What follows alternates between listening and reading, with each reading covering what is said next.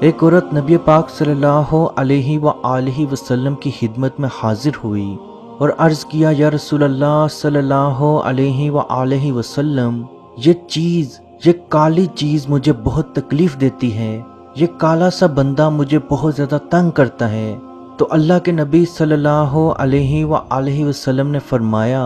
اے عورت، اس پہ اگر تو صبر کرے گی تو اللہ اس کے بدلے تجھے جنت عطا کرے گا۔ اس عورت نے آگے سے عرض کیا، یا رسول اللہ صلی اللہ علیہ وآلہ وسلم، میں اس پہ صبر ضرور کروں گی، لیکن میری آپ سے ایک گزارش ہے کہ آپ اللہ کے حضور ایک میرے حق میں دعا کر دیں۔ تو اللہ کے رسول صلی اللہ علیہ وآلہ وسلم نے فرمایا، کیا دعا کروانا چاہتی ہے؟ تو اس عورت نے کہا، آپ اللہ سے دعا کریں کہ جب بھی مجھے دورہ پڑے تو اللہ میری حیا کو ڈھانپ کے رکھے، کیونکہ میرے کپڑے کھل جاتے ہیں اور وہ میرے بس میں نہیں ہوتا۔ عزیز دوستو، روایت میں موجود ہے کہ اس عورت کے اوپر جناتی نظر بد کا اثر تھا، اور اس دورے سے مراد مرگی کا دورہ ہے۔ مرگی کے مریض کو مرگی دو طرح سے ہی پڑتی ہے، ایک یا تو اس کو کوئی بیماری ہو یا اس کے اوپر جناتی اثر ہو۔ اور وہ علماء اکرام جو عصبی اثر کا علاج کرتے ہیں، ان کا یہ کہنا ہے کہ 99% مریض جن کو مرگی پڑتی ہے، انہیں جناتی اثر کی وجہ سے ہی مرگی پڑتی ہے۔ اور عزیز دوستو، نبی پاک صلی اللہ علیہ وآلہ وسلم کا فرمان ہے، اگر آپ اس عمل پر صبر کریں گے تو اس کے بدلے اللہ آپ کو جنت دے گا۔ لیکن بعض لوگ بے صبری، حد سے زیادہ بے صبری دکھاتے ہیں، کبھی ایک بندے کے پاس، کبھی دوسرے بندے کے پاس، کبھی تیسرے بندے کے پاس علاج کے لیے جاتے ہیں۔ بے شک تکلیف تو ہوتی ہے، لیکن وہ اس تکلیف کے اندر یہ بھی بھول جاتے ہیں کہ اللہ والا کون ہے اور اللہ والا کون نہیں ہے۔ لوگ شرک کرتے ہوئے بھی اپنا علاج کرتے ہیں۔ یاد رکھیں، اگر آپ کو اللہ والا بندہ مل جائے تو آپ کا علاج بے شک بہت جلدی ہوگا۔ آپ کو بھی محنت کرنی پڑے گی، اس علاج کرنے والے کو بھی محنت کرنی پڑے گی۔ لیکن اگر آپ کسی غلط بندے کے پاس چلے جائیں جو شرک کا استعمال کرتے ہوئے آپ کا علاج کرے، تو اگر آپ کے اوپر 5% بیماری کا اثر موجود تھا تو وہ 500% بیماری ہو جائے گی، کیونکہ جنات جب دیکھتے ہیں کہ وہ انسان شرک کر رہا ہے تو جنات کو معلوم ہو جاتا ہے کہ اب ہم آپ کی باڈی سے نہیں نکل سکتے، تو وہ کچھ عرصے کے لیے یا کچھ مہینوں کے لیے اپنا اثر روک دیتے ہیں، لیکن دوبارہ کچھ ٹائم کے بعد دوبارہ ان کا اثر زیادہ سے زیادہ ہوتا جاتا ہے۔ یاد رکھیں عزیز دوستو، شفا دینے والی ذات اللہ پاک کی ہوتی ہے۔ کوئی بھی انسان، کوئی بھی معالج آپ کو علاج یا شفا نہیں دے سکتا۔ شفا صرف اور صرف اللہ پاک کے ہاتھ میں ہے۔ اگر ہم جناتی اثر یا عصبی اثر کی نشانیوں کی بات کریں تو ایک دم سے جسم میں خارش کا شروع ہو جانا، جسم پہ نشانات، مختلف طرح کے جسم پہ نشانات نظر آنا، جسم پہ کٹ کے نشان نظر آنا، مرگی کے دورے عام پڑنا، اندھیرے میں رہنا بہت پسند کرنا، کھاتے ہوئے بائیں ہاتھ کا استعمال شروع کرنا، حد سے زیادہ چھوٹی چھوٹی باتوں پہ حد سے زیادہ غصہ آنا، جسم اچانک سے بھدا ہو جانا، چہرے کا حسن مکمل طور پہ ختم ہو جانا، جانوروں کو جانوروں کو خواب میں دیکھنا، فجر کی نماز بالکل مکمل طور پہ فجر کی نماز پڑھنا چھوڑ دینا۔ عزیز دوستو، سب سے بڑی نشانیاں یہ جناتی اثر کی یا عصبی اثر کی سب سے بڑی نشانیاں ہیں، اور اگر آپ میں یہ نشانیاں 70% تک موجود ہوں تو آپ سمجھ جائیں کہ آپ پہ جناتی اثر موجود ہے۔ یاد رکھیں، اس میں گھبرانے والی یا ٹینشن والی یا ڈرنے والی کوئی بھی بات نہیں۔ جناتی اثر کسی پہ بھی ہو سکتا ہے، آپ اس کا علاج خود بھی کر سکتے ہیں، کسی معالج سے بھی اپنا علاج کروا سکتے ہیں۔ یعنی آپ کے گھر میں اگر کسی کے اوپر جناتی اثرات موجود ہیں تو آپ اس پہ سورہ فلق، سورہ ناس، درود ابراہیمی، سورہ بقرہ کی آخری آیات، آیت الکرسی پڑھ کے دم کرتے رہیں۔ بعض دفعہ دیکھنے میں آتا ہے کہ جنات اس انسان کے اندر سے بولنا شروع ہو جاتا ہے، تو آپ اسی وقت اس جن سے بات کرنا شروع کریں، اس سے گزارش کریں کہ بچہ ہے، چھوٹا ہے، اگر کوئی غلطی ہو گئی تو اس کو معاف کرو اور اس کے جسم سے فوراً نکل جاؤ،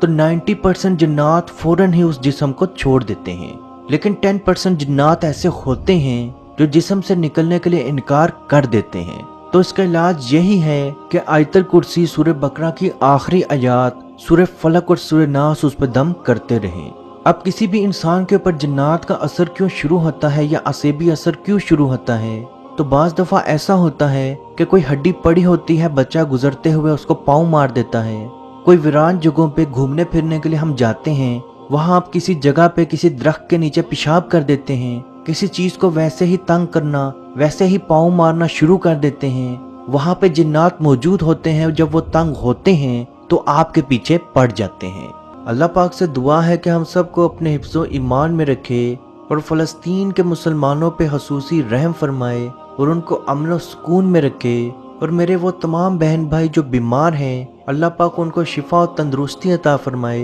جو جادو یا نظر بد یا جناتی اثر میں موجود ہیں اللہ پاک ان کا یہ اثر مکمل طور پہ توڑ دے، اور میرے وہ تمام بہن بھائی جو کسی نشے یا بیماری میں یا گندے کام میں مبتلا ہیں اللہ پاک ان کا نشہ ان کے گندے کام مکمل طور پہ دور فرمائے، اور وہ بہن بھائی جو نوکری کے یا کاروبار کے خواہش مند ہیں اللہ ان کو حلال رزق عطا فرمائے، جو بہن بھائی شادی کے خواہش مند ہیں اللہ ان کو بہت اچھا رشتہ، بہت اچھی ازواجی زندگی عطا فرمائے، جو اولاد کے خواہش مند ہیں اللہ ان کو نیک اور صالحہ اولاد عطا فرمائے، جو بیٹے یا بیٹی کے خواہش مند ہیں اللہ پاک ان کو بیٹے یا بیٹی کی نعمت عطا فرمائے، اور کشمیر کے بھائیوں پہ خصوصی رحم فرمائے اور ان کو آزادی کی نعمت عطا فرمائے، آمین۔ اللہ حافظ۔ اعوذ باللہ من الشیطان الرجیم،